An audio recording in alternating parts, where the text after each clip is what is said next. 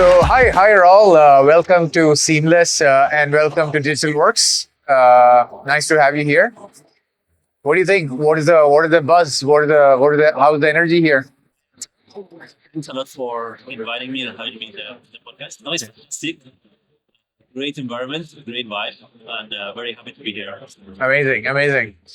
So, Raul, we have known each other for some time. Why don't you introduce yourself to our audience? With pleasure. So my name is Raúl Valle. I've been working in e-commerce, go-to-market growth, go-to-market transformation, development for over 12 years. Wow. More recently, we've been building the e-commerce business almost from scratch Okay. for Schneider Electric. It's a global company. Yeah. We Who focus doesn't know? on- well, for those that don't know, Yeah. it's a global company focused on industrial Yeah. technology, either for electrification or automation. Nice. And in terms of your regionalities, you moved from. Where are you? Yeah. So personally, I'm originally from Mexico. Okay. Then I moved to Europe some years ago Nice. to work for Schneider. Okay. And then I've been, first in charge of developing e-commerce No, in amazing. Europe Wow. and the Middle East, and then more globally. That's nice. Then. And now you are in Dubai. Now in Dubai. How's Dubai treating you? Excellent. Excellent. Great lifestyle. Great to be here. A lot of opportunities, Yeah. especially on the digital e-commerce space. Absolutely. Absolutely. I mean, that's why we're here. Exactly. Absolutely. So Raul, I mean, you're the best person to handle this, to ask this question, right? So you have seen how B2C has disrupted, you have seen how B2B has disrupted, and you have navigated in different markets, you have driven digital strategy and delivered it in different markets. So what were the few significant shifts in the industry that you wanna something that you can share? Like for example, like something from the CD to memory card, those kind of shifts that I'm sure you must have seen to you, right? Yeah, definitely. I remember when we started our e-commerce journey, there were many people that were telling us, this will never work on a B2B world, it will never work on an industrial setting. This is more for B2C. But I think the reality is that today, Yeah. the B2B buyer still expects the same experience that they get at home.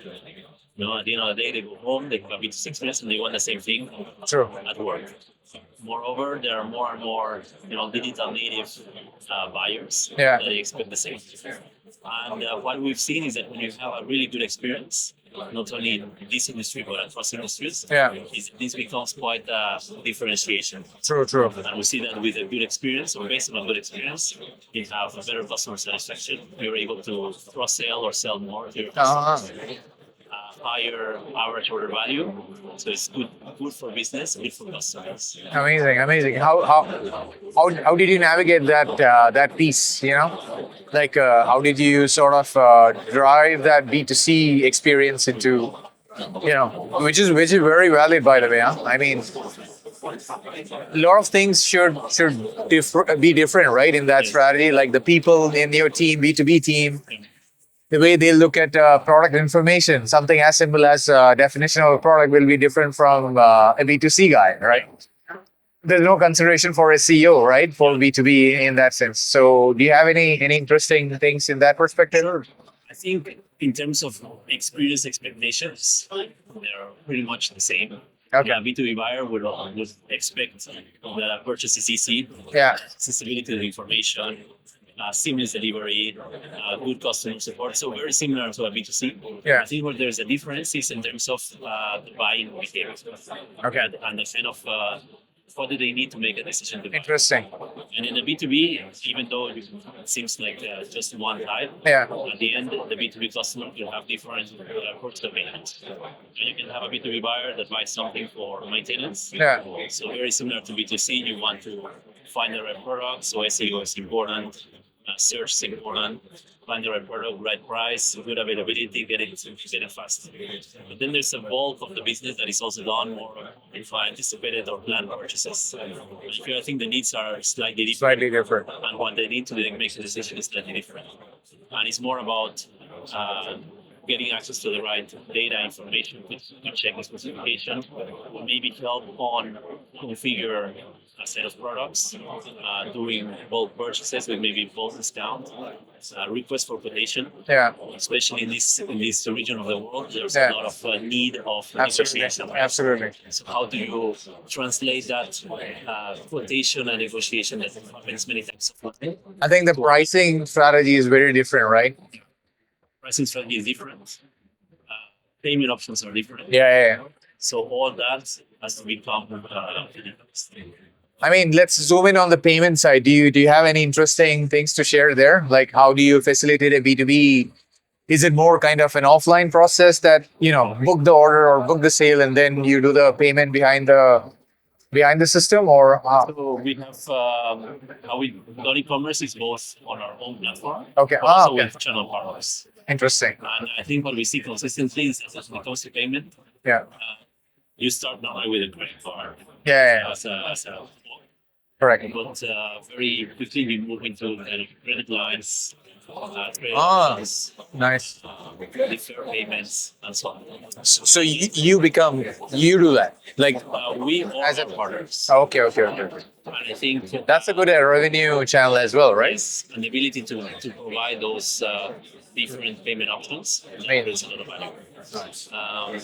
We've seen many type of customers. For example, customers in the construction industry Yeah. that they need that kind of credit facilities True. because their customers are paying them in a different with different payment terms. Right? So Raul, AI, no talk is complete without mentioning AI. So have you started exploring into that in your use cases, or if at all, what do you think? Where does it impact you anyway? Big fan of AI Okay. and generally on data. Yeah. I think there's a lot of one of the big benefits and advantages of e-commerce is data. Yeah. And from the early stages when we were building the e-commerce business for Schneider, Yeah. we were leveraging AI. Nice. More in terms of how we can bring personalized recommendations to our customers to either upsell them or cross-sell them, Very interesting. or how we can bring more personalized marketing, right, to get a better ROI and make sure that we have the right product in front of the right customer. Okay. Now with generative AI, we've seen a kind of a boom of Oh, yeah. those use cases, right? Absolutely. From the different type of content that you can produce, but also the different type of user experience. Right? Especially because still many customers, for example, they like using WhatsApp. Yeah, absolutely. So the use case that you can imagine with generative AI and that are pretty much at loss. Very interesting. Very interesting. So I'm sure there are a lot of stuff that you're doing behind the scene to be prepared to, get adapted yourself to this AI world and, the use cases. GPT-4 all came out day before. Yes. And you can see they're using multimodal, utilities like text, audio, video, and you can combine everything. So we personally at Digital World feel that, the whole way of how, as a brand, you interact with customers, it's going to disrupt. Yeah. We don't think it's going to be website. It's going to be mobile app. It's going to be something else. It's going to be very different. Like you said, slowly WhatsApp came in and people started becoming comfortable with that. Now they are becoming comfortable with these GPT, the LLMs, all these LLMs. So very interesting times for people like us. No, definitely. I think it's thrilling times coming. Yeah, Absolutely. Lots of opportunities. I think at the end that the way that how I personally see it is that before online shopping, Yeah. you had different ways of browsing for a product, right? From a catalog to the store, etc. But that consumes a certain amount of time and resources. Correct. Online, that becomes more seamless and easy. But still, if you're searching for a product, there's a bit of amount of time that you go and search, find the product, compare prices, and so on. So there's still a little bit of investment from a resource or time perspective. Absolutely. But now with AI, I think that could be really efficientized. It's cutting a lot of those steps. Yeah, absolutely. Absolutely. So, Like imagine putting an LLM model on top of your data. yeah, Like, look, just imagine the possibilities that you can bring out. exactly. Like it's amazing, endless use cases. endless use cases. I think will bring more convenience for the customers, Yeah, even a more seamless experience. absolutely. And with that, Seamless is the keyword. yeah, seamless is the keyword. Yeah. So Raul, how do you what do you see the future of digital experience, if I may put it that way, for your work line, so how do you see it evolving? Like, today I'm sure you have a structure, you have departments, you have a team, so how do you foresee the new world that you're going to operate in? I know it's a very forward-looking question, but actually, that's quite a very good question. Um, if I start from the customer and a little bit to relate to the experience of building something for both B2C and B2B, yeah, I think what I was saying at the beginning, B2C is everyone is used to kind of an Amazon type of something. correct. There's more like that. You can curate it better, you can do a better search, but everyone is more or less on that mindset. For B2B, they expect the same experience, but they need different features. Like, for example, bulk or easy purchase, or simple purchase, to installation of Amazon. I think with the AI, that becomes the easiness to do that becomes extraordinary. Many times, from this traditional process of doing a quotation, giving you a list of products, bring it back, checking the price and negotiate, all that can be accelerated. Now, I think what we've learned is that to bring a very nice experience, you really need a very good team and a very good structure of the team. Especially if you want to do it global and at scale. True. Because even though you have the same expectations as of an experience, every country has different needs, right? They have different habits to buy.